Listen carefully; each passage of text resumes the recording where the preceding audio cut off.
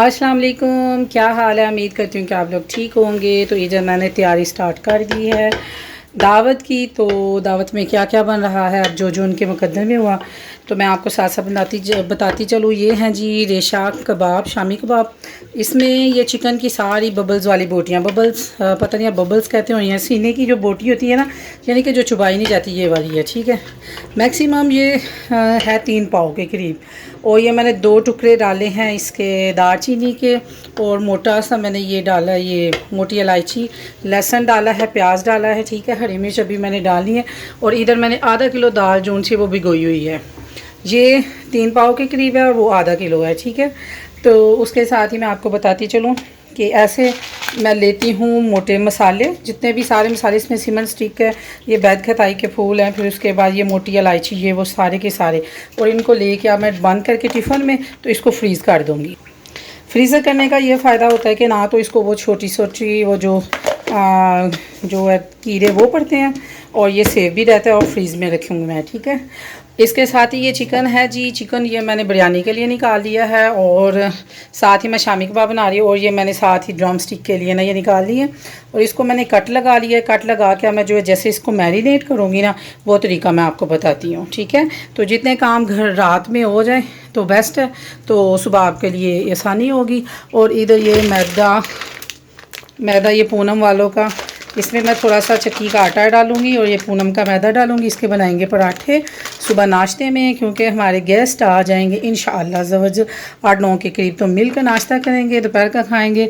कोशिश करूँगी कि उनको रोक लूँ, रात भी रखूँ, तो इंशाअल्लाह ताला। कौन आ रहा है तो ये तो आपको बाद में बताऊँगी, स्पेशल है।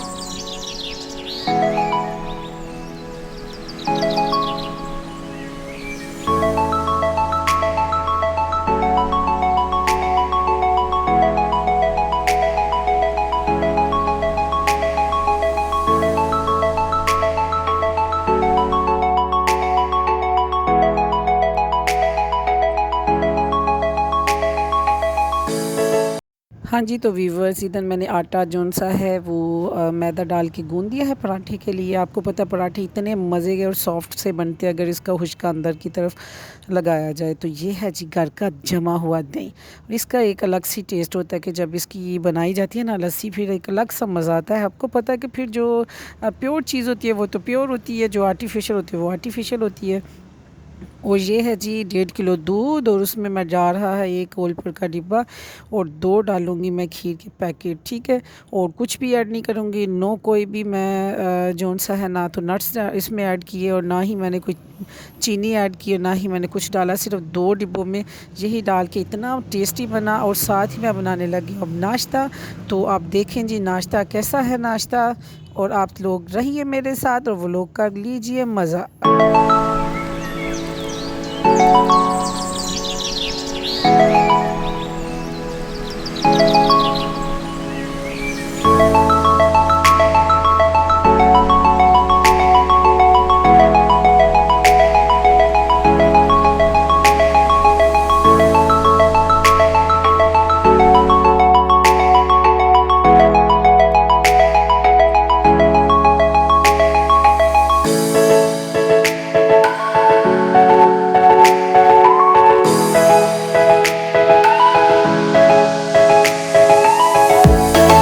हाँ जी, तो वीवर्स इधर बन रहा है आमलेट के लिए जौन सी है वो प्याज वगैरह की कटिंग हो रही है, और मैं बना रही हूँ साथ पराठे। इतने मज़े के पराठे कि आप लोग खुद देख लें, इतना मज़े का सॉफ्ट सा। और अगर आप लोगों ने 7 किस्म के पराठे सीखने हैं तो आप लोग मेरी वीडियो में सर्च कर सकते हैं कि मैंने 7 किस्म के पराठे जौन से ना वो बनाने भी आपको सिखाए हुए कहते हैं। तो मैं डिस्क्रिप्शन पर भी इसको डाल देती हूँ, तो आप लोग उधर से देख सकते हैं। ठीक है, साथ में पराठे बना रही थी, बाज़ार से मैंने नान चने मंगवा लिए, उसके साथ मैंने आमलेट बना लिया, मैंने साथ ही एग फ्राई कर लिए। और देखिए पराठे की लुक देखिए, इतने यम्मी से, इतने मज़े के कि बस बंदे का दिल करे कि बस फ़ौरन खा लूँ मैं। तो फिर साथ ही मैं ये आमलेट बनाने लग गई फ़ौरन ही, तो चीज़ मुझे डालनी याद नहीं रही। तो ये इतने मज़े का नाश्ता रेडी हो रहा है, तो आप लोग भी दे रही है मेरे साथ। आपको मैं बताने वाली हूँ कौन आया इतना ख़ास के जिसके लिए मैंने इतना एहतमाम किया, और मैं खुशी से थी पागल।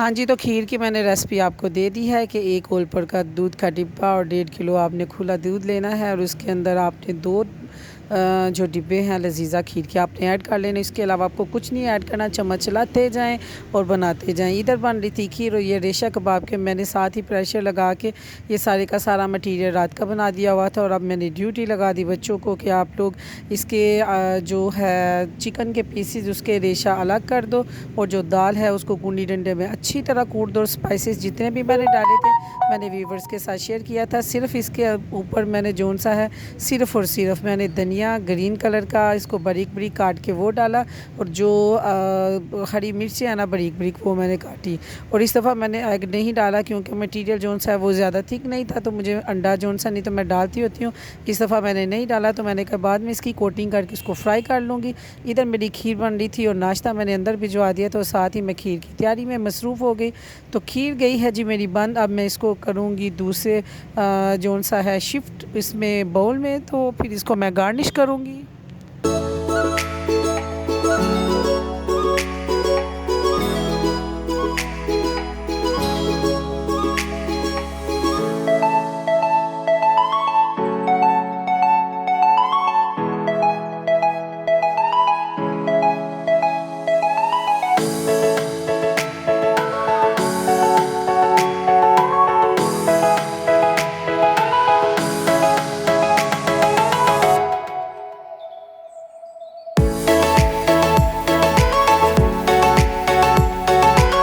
हाँ जी, तो इधर हो गई है मेरी खीर शिफ्ट। दूसरे बाउल को मैंने फिल कर लिया है और अल्लाह अल्लाह करके बची है, वरना इसने नहीं मेरे हाथों से फिसल जाना था।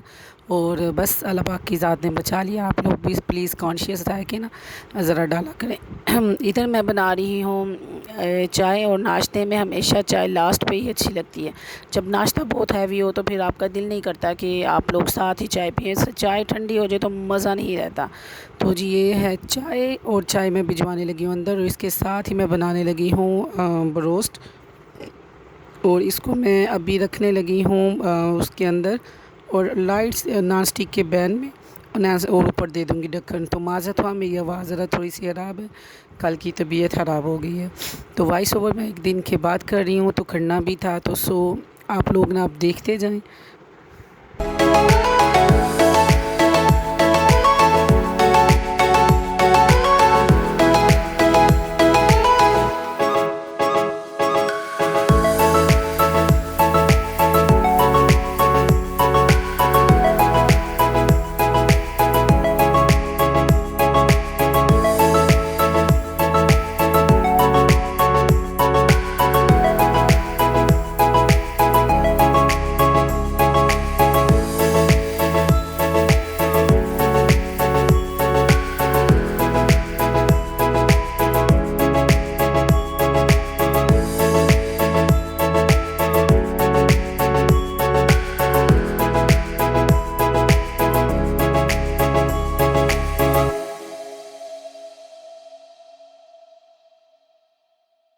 हाँ जी, तो ये बन रहे हैं रेशा कबाब, और रेशा कबाब में मैं बोटियाँ जोन सी हैं वो अलग से कर लेती हूँ, और जो दाल वगैरह ना उसको कूंडी डंडे में उसको अच्छी तरह फेंटा दे लेती हूँ। जिस चीज़ पे गुस्सा चढ़ा होना बस मैं कूंडी में दाल डालती हूँ उसका नाम लेके ना बस, तो फिर फेंटा चढ़ा देती हूँ। ठीक है, तो ये बन रहे हैं जी रेशा कबाब। इसके ऊपर मैं जोन सा फ्रेश धनिया और फ्रेश जोन सी है हरी मिर्च वो ऐड करूँगी, और इसके जोन से ना शेप दे लूँगी कबाब की। और जो आपने देखा है ब्रोस्ट, उसमें आपने देखा कि काफ़ी ज़्यादा दही का पानी छोड़ गया, तो आप अगर गल गया तो आप आराम से जोन सा बोटियाँ वो अलग कर लें, और जो वो पानी है उसको आप स्टोर करके रख सकते हैं फ्रीज़र में। उसमें अगर आप पुलाव बनाएं तो बहुत मज़े का बनता है। लेकिन बाद में मैंने एग लगा के ना उनको जोन सा बोटियों को फ्राई कर लिया था। तो ये इधर बन रही है मेरा रेशा कबाब, और उधर मेरी वो भी फ्राई हो गया। और साथ ही मैं अब रखने लगी हूँ मटन की हंडिया बना लूँगी, और साथ ही तय वाली बिरयानी बन जाएगी। तो सारे काम ज़ाहिर होते हैं बांट के, एक बंदे के हाथ का काम नहीं होता। तो चलें जी, रहिए मेरे साथ, फिर आपको बताती हूँ कौन आया था हमारे घर हास।